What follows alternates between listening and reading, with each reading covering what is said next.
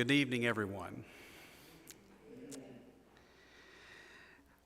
Tonight we have come to a safe and a sacred space. We've come to this place in community to remember, to celebrate, and to honor those who have gone before us or currently who live with HIV/AIDS. This pause in life, in our busy schedules, is not only warranted, but it is necessary. HIV, the virus that causes AIDS, is one of the world's most serious public health challenges. There is a global commitment to stopping new infections and ensuring that everyone with HIV has access to HIV treatment.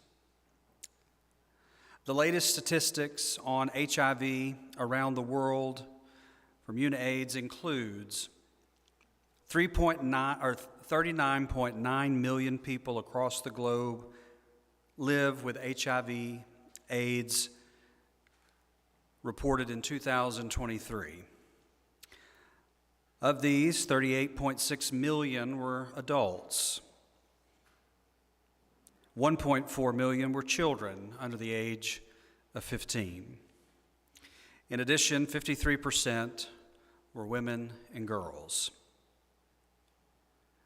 New HIV infections that occurred in 2023 are an estimated 1.3 million individuals, marking a 39% decline in new HIV infections since 2010, and a 60% decline since its peak in 1995. New HIV infections, HIV incidence, refers to the estimated number of people who newly acquired HIV during a given period, such as a year, which is different from the number of people diagnosed with HIV during a year.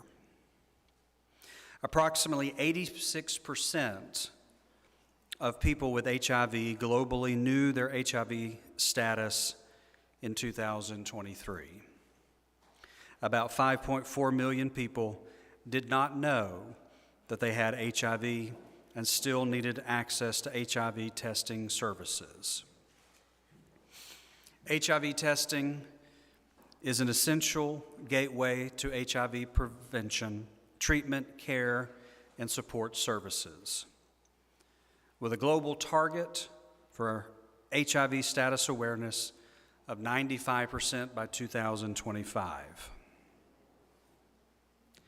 While we have seen an improvement in the numbers over the many, many years since the break in the epidemic of HIV/AIDS, we still must not rest, nor shall we lose heart to see this horrible epidemic come to a halt. And tonight, may we reflect, remember, and may we see our lives shine for those living with HIV/AIDS.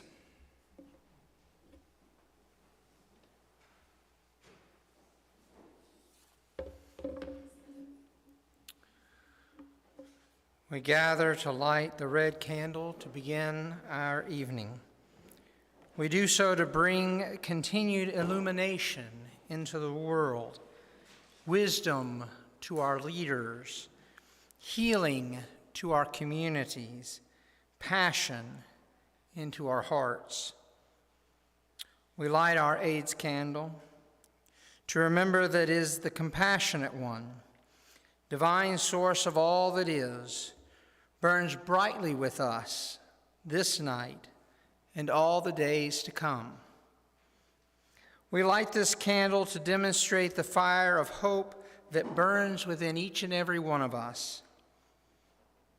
We light this candle as a symbol of the fire of universal light that hovers over our lives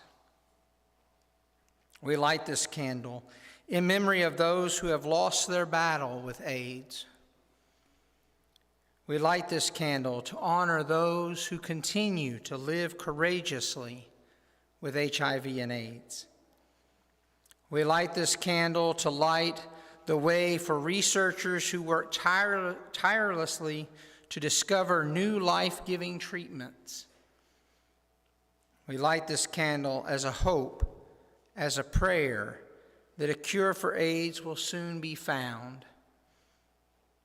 As this candle burns, so do the hopes and reflections of our hearts go forth to energize this world that continues to know the fear and destructive power of AIDS. Let our fear turn to hope, and may we offer strength from the sustaining power to all who suffer because of AIDS with your healing love.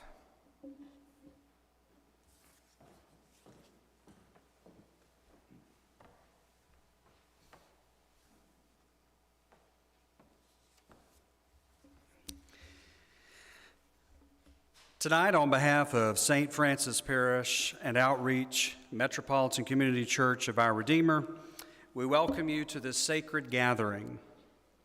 We're excited to be joined by Frank Greer, who represents East Central Georgia Health, and Montrell Peterson of Augusta University, and the Ryan White, I don't know why I say Ron every time, the Ryan White Project.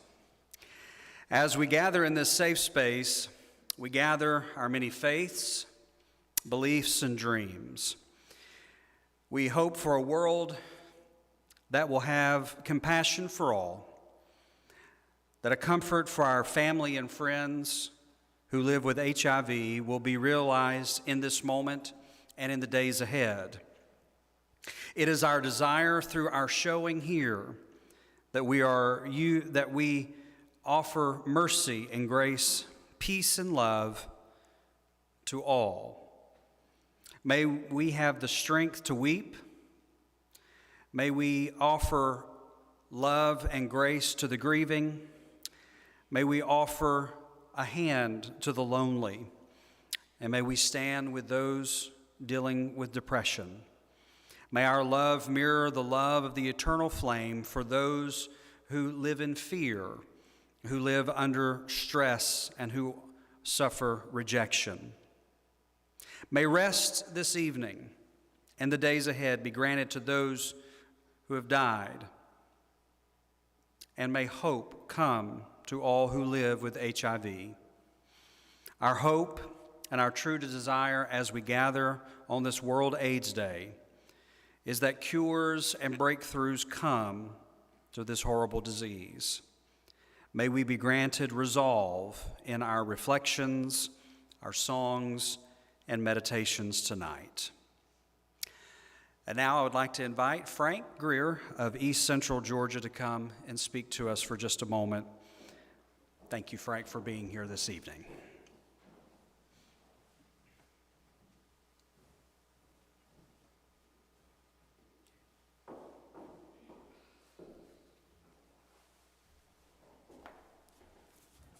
Hello, everyone. My name is Frank. I work with the East Central Health District. I work with the HIV and STD prevention program.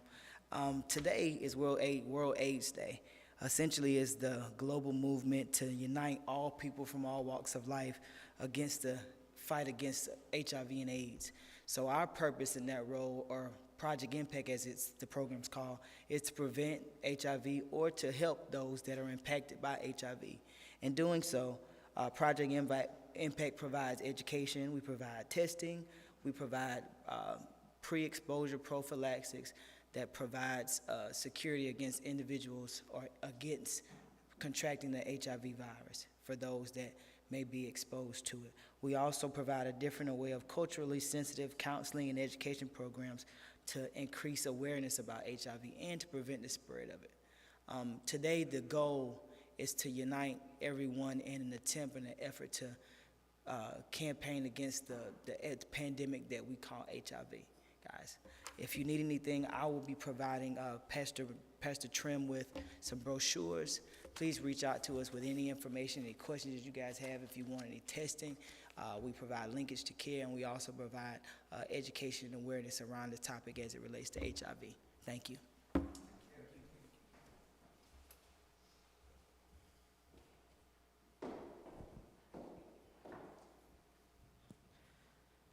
HIV is a terrible disease that has impacted not just our communities, but all communities around the world. And when I thought about a song to give up tonight, I could only think of one song that deals with loss and trying to remember that every single life is valuable and every single life is beautiful. And that's what this song is about.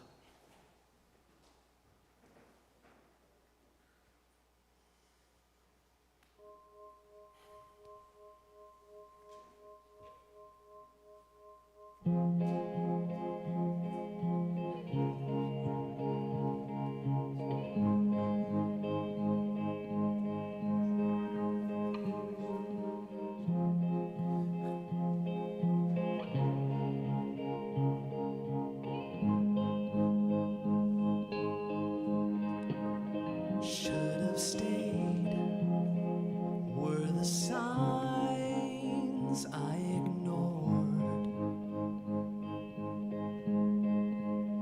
Can I help you not to hurt anymore? We saw brilliance when the world was asleep. There are things that we can't have and can't keep. When they say, who cares if one more light goes out in a sky of a million stars? It flickers, flickers. Who cares when someone's time runs out? If a moment is all we are, or quicker, quicker. Who cares if one more light goes out? Well, I do. The reminders pull the floor from your feet. In the kitchen, one more chair than you need. Oh, and you're angry, and you should be. It's not fair. Just 'cause you can't see it doesn't mean it isn't there. If they say, who cares if one more light goes out in a sky of a million stars? It flickers, flickers. Who cares if someone's time runs out? If a moment is all we are, or quicker, quicker. Who cares if one more light goes out? Well, I do.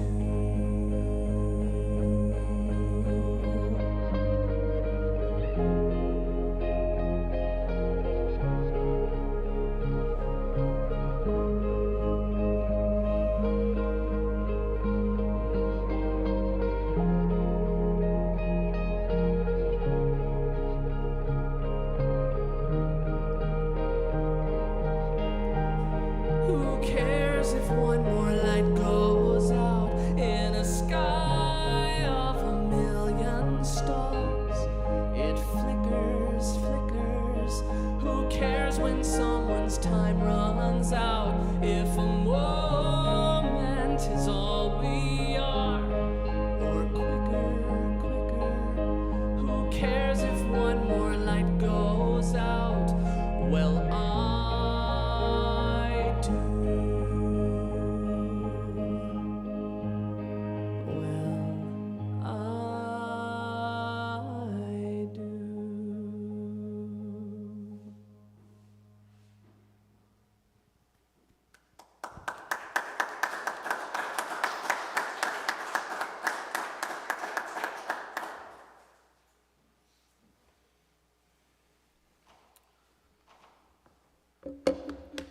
I have decided on a different poem today than what's up there.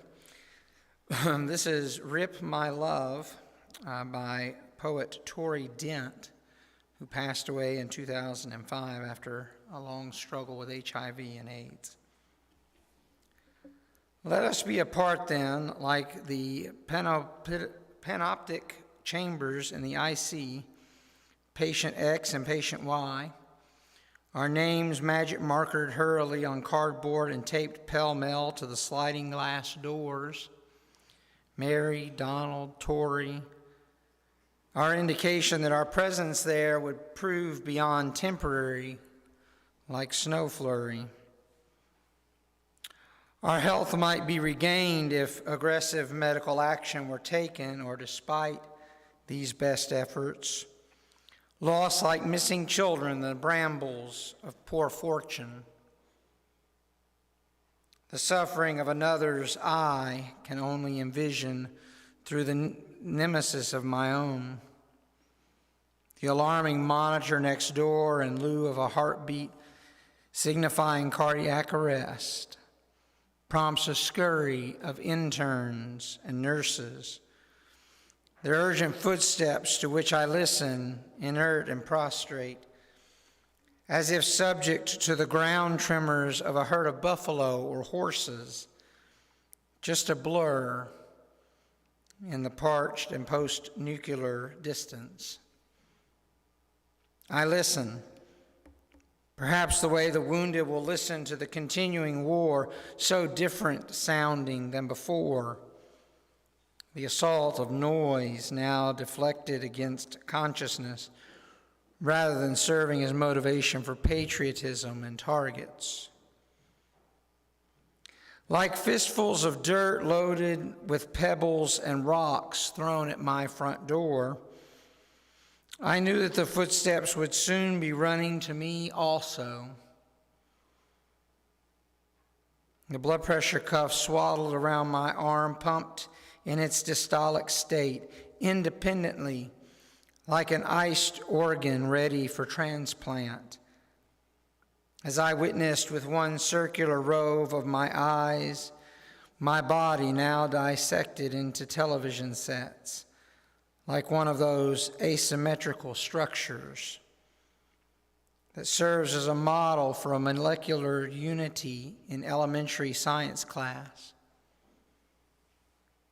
And the plastic bags of IV fluids that hung above me, a mirror-like mobile or iconic toy for an infant's amusement, measured the passing of time by virtue of their depletion. Sometimes I could count almost 5 and then 7 swinging vaguely above me at 4 a.m. I remember the first hand held high above me when I arrived via ambulance at the ER.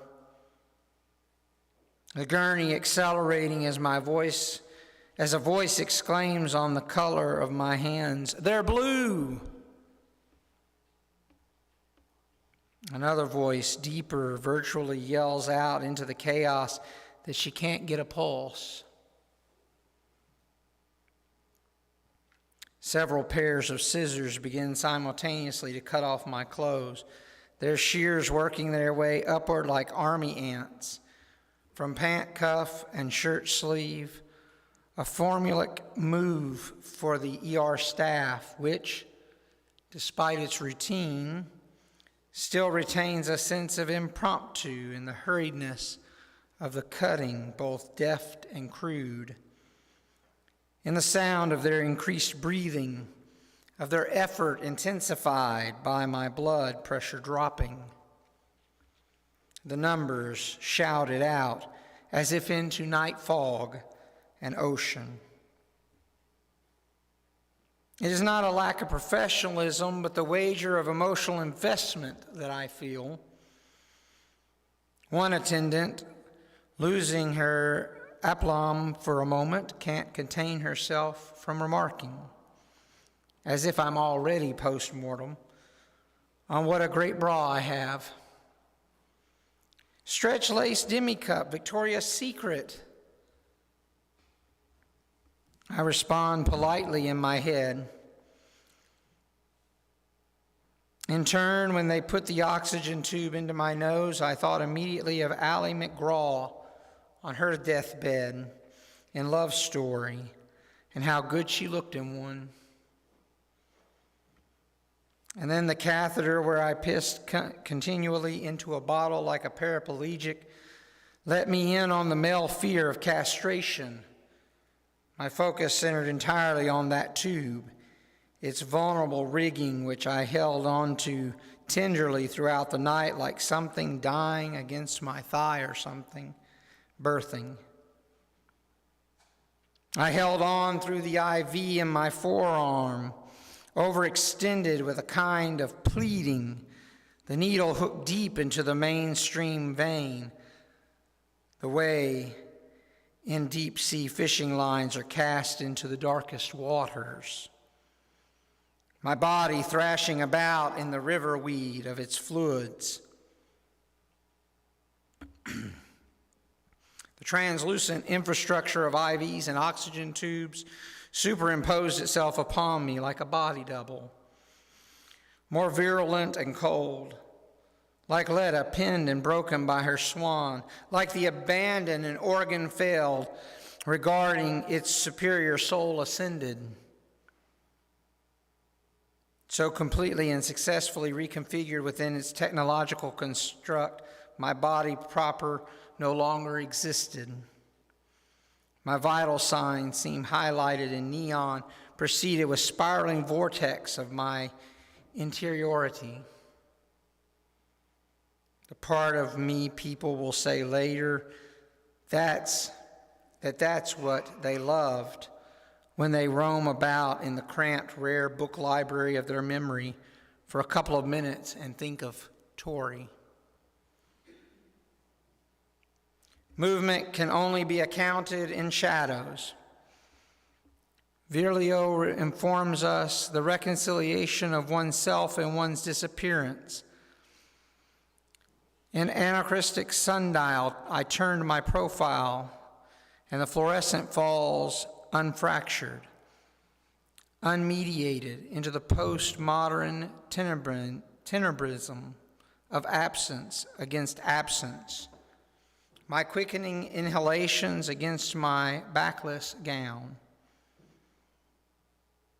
My love for you, my love for my friends, untethered and floats, snaps apart and off me like the IV tubes and monitor wires that flailed arms of an octopus unfolding without gravity as I reach up in a Frankensteinian effort to shut off my monitors. The constant alarming of the human prototype my own body keeps rejecting while death moves closer, a benign presence. It stands respectfully just outside the perimeters of my life and adjusts itself the way the supervising nurse did the monitor parameters to suit my declining vital signs so I could get some sleep. I felt a relationship with death, a communication. It was more familiar than I ever imagined. What I had always returned to as a sign of me, the self we attribute to the mysterious and perfectly ordered romantic notion of origin. What I'm trying to say is that it was not foreign. It was not foreign, but it was not a homecoming either. There was no God, no other land, no beyond, no amber, no amethyst, no avatar. But there was a suspicion. There was an adieu to recognition. To the shoes of those I love, like Van Gogh, a pair but alone, the voices of loved ones, their tones, their intonations, their like circulation, closed-circuited but effective. There was a listless but clear-thinking comfort that into my own eyes I would go, although not into in the baccalaurean sense, which implies diminishment. There was none of that. It was just the opposite. expansion, but without a pioneer's vision. What we regard as the self extended itself, but I wouldn't say in a winged way, over the Bosch-like landscape of brutal interactions, a physical pain, a car alarm, and the eternal drilling of disappointment, the exigent descendants of every day, that every day you peer down or up its daunting staircase, nauseous with vertigo, gathering like straw, the rudimentary characteristics of courage, gumption, innovation, and faking it to the hilt like a hilarious onslaught of sham orgasms. Transcendence might be the term. Emerson would lend it. What I'm trying to say is that it wasn't lonely.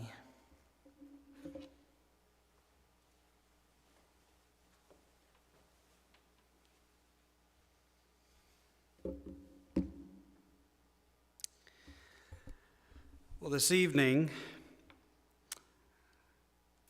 we welcome a newcomer to our World AIDS Day service, Montrell Patterson.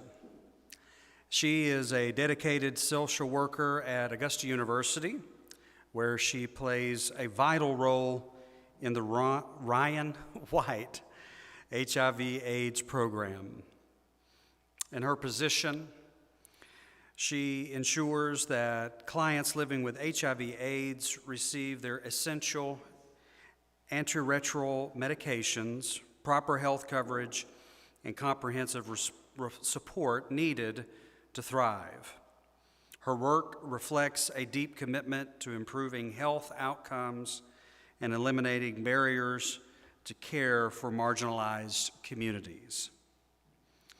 Tonight, as she comes to share insights and experiences and a powerful message about the collective effort needed to end the HIV/AIDS epidemic and support those that are affected, I would invite you to welcome her at this time to come and speak and share from her heart. Let's welcome Montrell.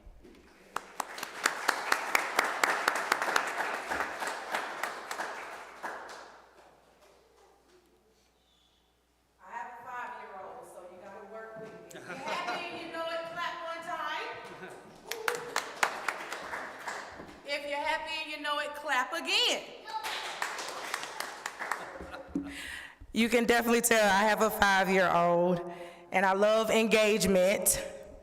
Hey, Jasir.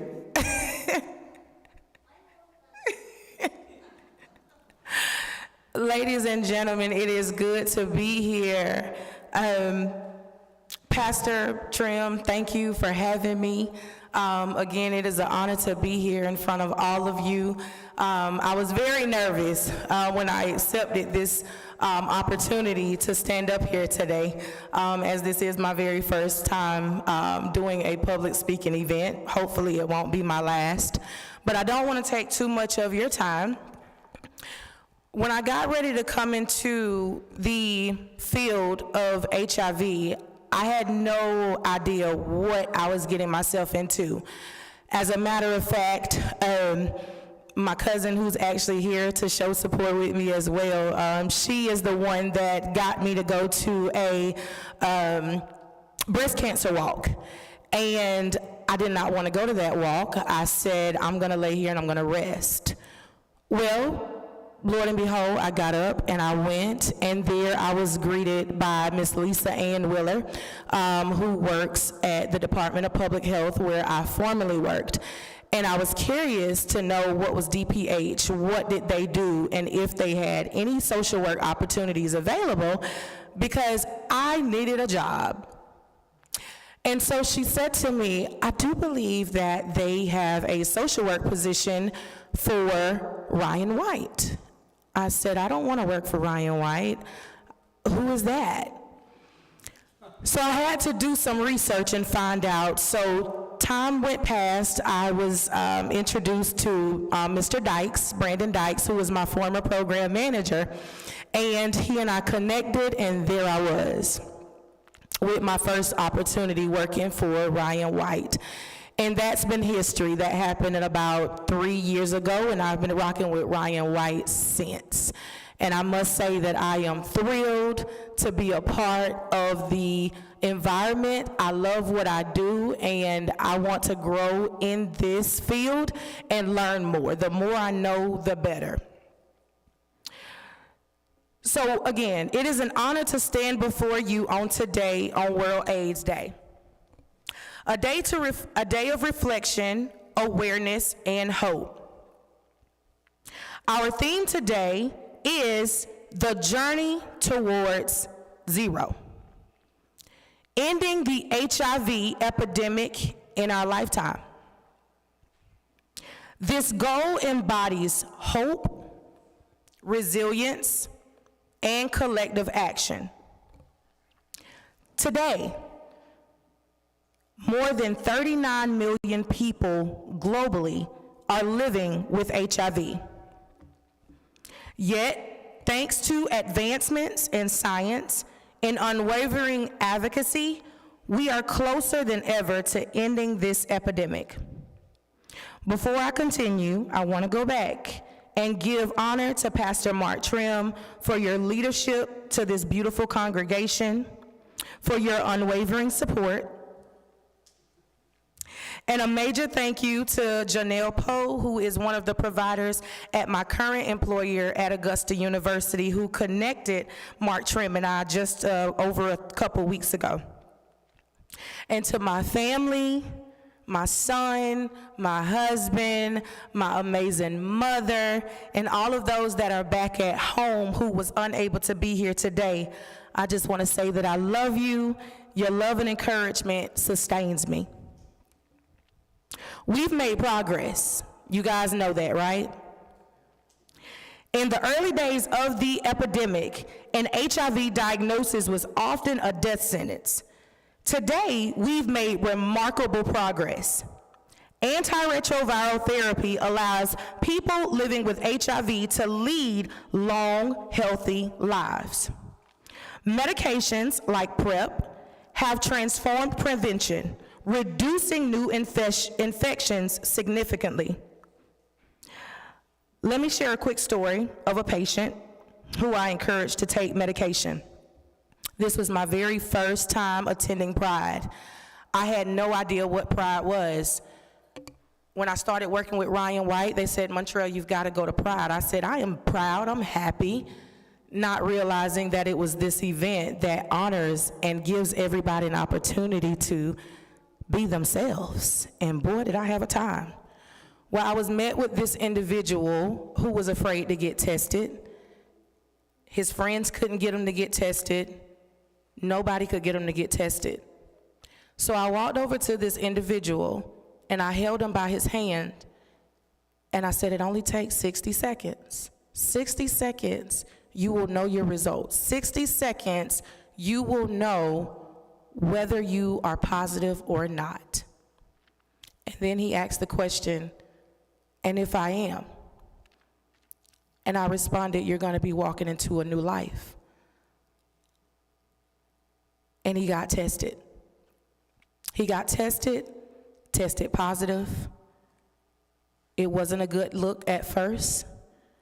He didn't want to take his medication, but I reassured him that there is life after this. We have come so far. He is an example of how far we've come and the lives we're changing every single day. Challenges, we faced a lot of those. Despite these advancements, there are challenges that still remain. Stigma. Many people still avoid testing or treatment due to the fear of being judged or discriminated against. Inequities. Access to care is not universal. Marginalized communities often face the highest barriers to prevention and treatment. Education gaps. Misinformation about HIV continues to hinder progress, underscoring the importance of awareness and advocacy.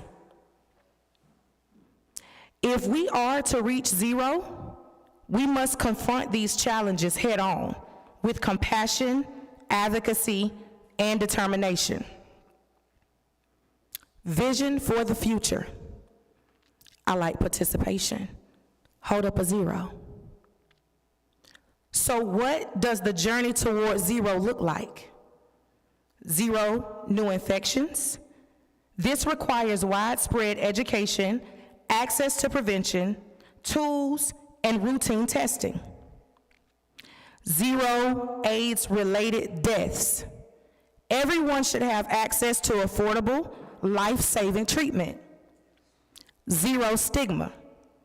By fostering empathy and understanding, we can create a supportive world for those living with HIV.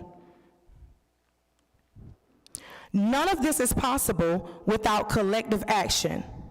Let us commit to standing together, supporting one another, and being agents of change.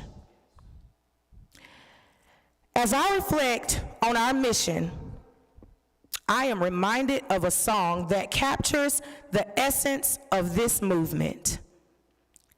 Pastor Trim, you didn't know I could sing, did you? Lean on me when you're not strong, and I'll be your friend. I'll help you carry on, for it won't be long till I'm gonna need somebody to lean on. Those lyrics remind us that we all need somebody to lean on. And together, we can overcome even the toughest of the toughest challenges. In closing, the journey towards 0 isn't just a goal, it's a definite promise. A promise to never stop fighting for those who came before us, those living with HIV right now, and those who will come after us. So today, I challenge each of you to be a part of this movement. Advocate for those who can't advocate for themselves. Educate your communities. Show compassion to those who need it the most. Ladies and gentlemen, thank you for your time, your beautiful presence, and your commitment to this cause. Together, we can make a 0 reality. Happy holidays, everybody.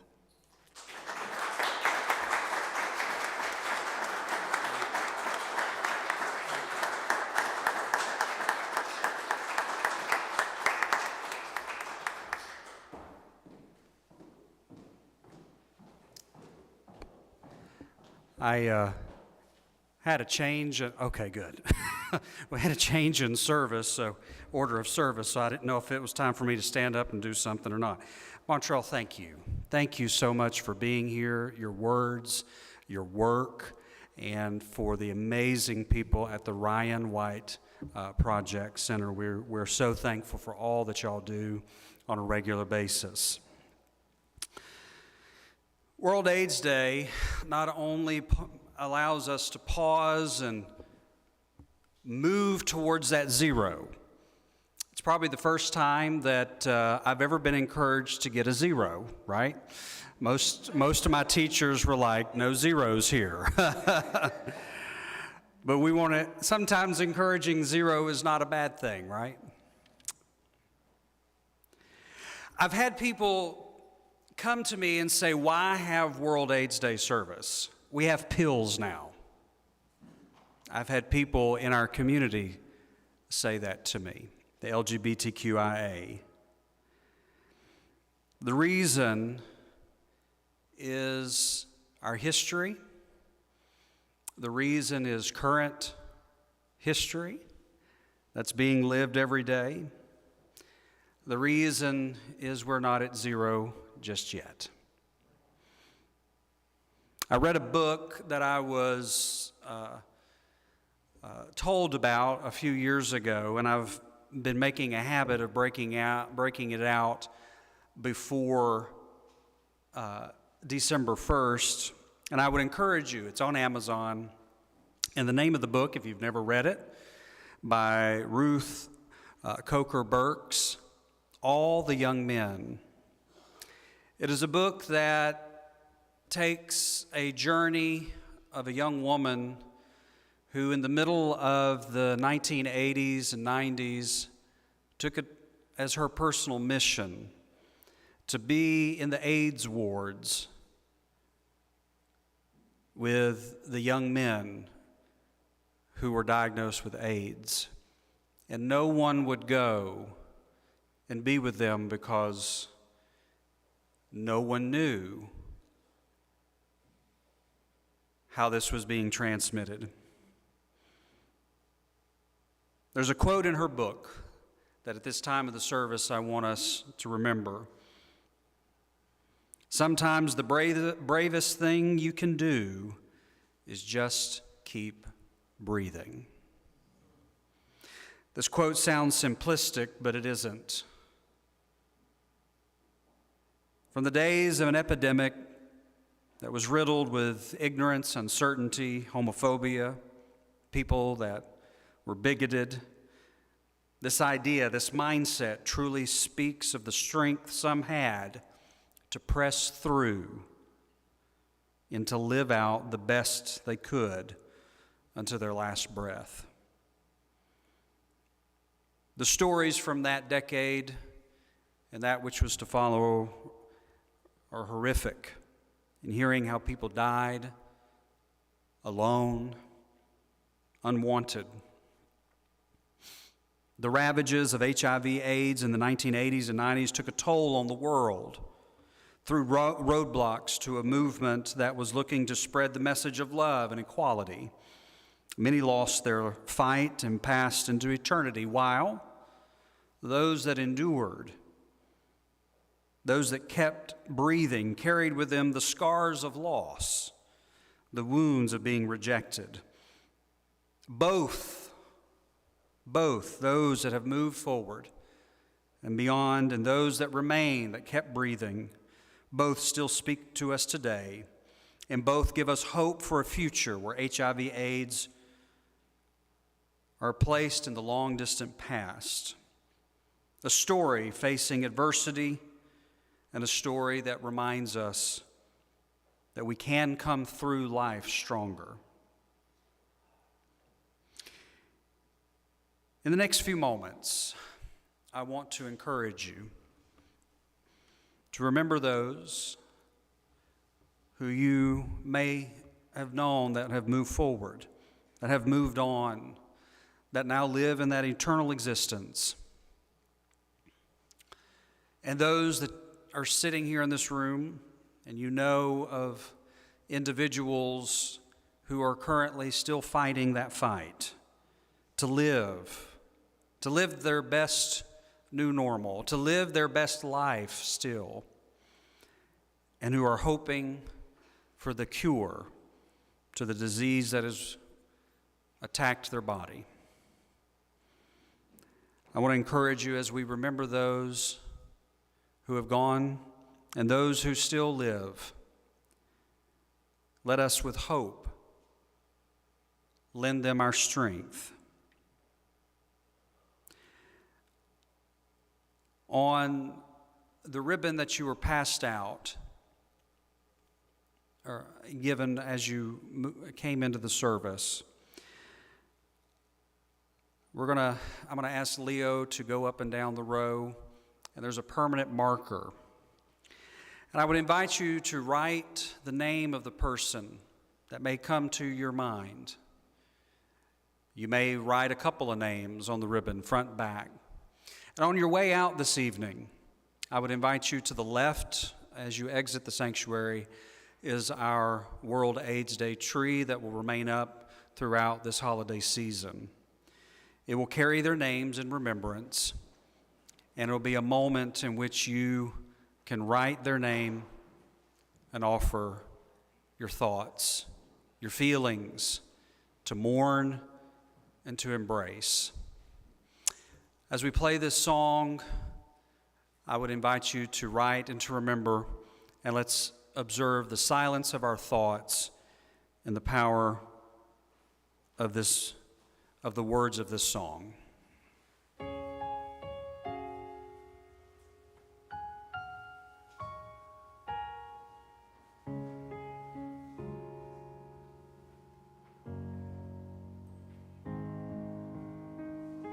I've heard it said that people come into our lives for a reason, bringing something we must learn, and we are led to those who help us most to grow if we let them, and we help them in return. Well, I don't know if I believe that's true, but I know I'm who I am today because I knew you. Like a comet pulled from orbit as it passes the sun, like a stream that meets a boulder halfway through the wood. Who can say if I've been changed for the better? But because I knew you, I have been changed for good. It well may be that we will never meet again in this lifetime. So let me say before we part, so much of me is made of what I learned from you. You'll be with me like a handprint on my heart. And now whatever way our stories end, I know you have rewritten mine by being my friend. Like a ship blown from its mooring by a wind off the sea, like a sea drop by a skybird in a distant wood. Who can say if I've been changed for the better? But because I knew you, because I knew you, I have been changed for good. And just to clear the air, I ask forgiveness for the things I've done you've blamed me for. But then I guess we know there's blame to share, and none of it seems to matter anymore. Like a comet pulled from orbit as it passes the sun, like a stream that meets a boulder halfway through the wood. Who can say if I've been changed for the better? I do believe I have been changed for the better. And because I knew you, because I knew you, because I knew you, I have been changed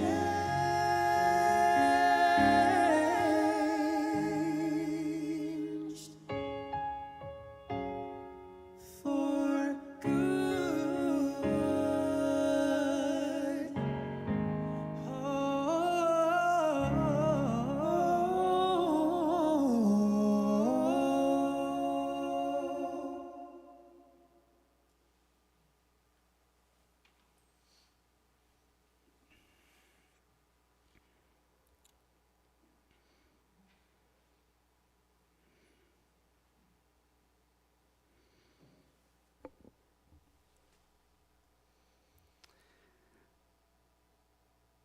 We are thankful for this space. We are thankful for this moment to gather, to remember, to honor, and to stand with those who have gone before us, and to stand with those living with HIV/AIDS. We prepare our hearts to move beyond this sacred and safe space. We remember their names. We remember their spirit. And we are thankful that we knew them and that they have been placed in our lives. Until we reach zero, may the flame that burns within each of us, may the strength that has been given to us by the divine, may it burn, and may we lend that strength to each other all of our days and that which is to come. As we extinguish this candle, may it remind us to take the light from this room that burns within our hearts into our world and demonstrate love, demonstrate compassion and kindness. Our hope, our prayer is that at the end of this service, that we have been renewed, that we have been strengthened, and that we have been reminded that there is a chance, that there is strength, and there is good yet to be had in this world, and that a cure will come. As we prepare to dismiss, remember your thoughts. Remember the love that was expressed by those who've moved on, and remember to embrace those that are still standing, hoping for a cure. Thank you so much for being a part of our World AIDS Day service this evening. Again, I would invite you on your way out to the left of our double doors from the sanctuary is our World AIDS Day tree. Please feel free to place your ribbon there that we may remember throughout this holiday season those that are struggling and those that have moved and gone before us. Have a wonderful evening, and thank you again for participating in tonight's service. Bless you.